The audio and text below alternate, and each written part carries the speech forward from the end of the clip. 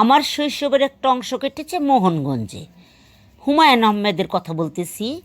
আমার নানার বাড়িতে ছায়াময় একটি বাড়ি, পেছনে ঘন জঙ্গল, জঙ্গলের ভেতর সার দেয়াল, পূর্বপুরুষদের কবরস্থান, সব কিছুই রহস্যময়।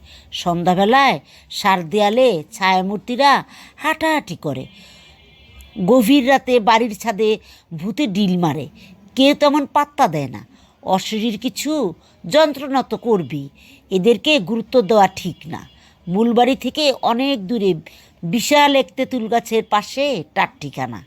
সন্ধ্যার পর যারা টাট্টিখানায় যায় তারা নাকি প্রায়ই তেঁতুল গাছে পা ঝুলিয়ে পেতনি বসে থাকতে দেখে। দিন মানে অন্য দৃশ্য। বাড়ির কাছে দিগন্ত বিস্তৃত মাঠ, মাঠ ভর্তি বক। আমার নানা যান দোলানা বন্দুক হাতে বক শিকারে বের হন, আমি তার সঙ্গী। ছড়রা বন্দুকের গুল্লি হলো, অনেকগুলি বক একসাথে মারা পড়ল। তাদের গায়ের দবদবে পালক রক্তে লাল হয়ে যাচ্ছে। আমি চোখ বড় বড় করে দেখছি। মাথার উপর মৃত বকদের সঙ্গীরা টেটে শব্দ ঘুরছে। অদ্ভুত সব দৃশ্য। নানার স্মৃতি মাথায় রেখেই আমি এই গল্প লিখতে শুরু করেছি। হুমায়ুন আহমেদ, পূর্বকথা।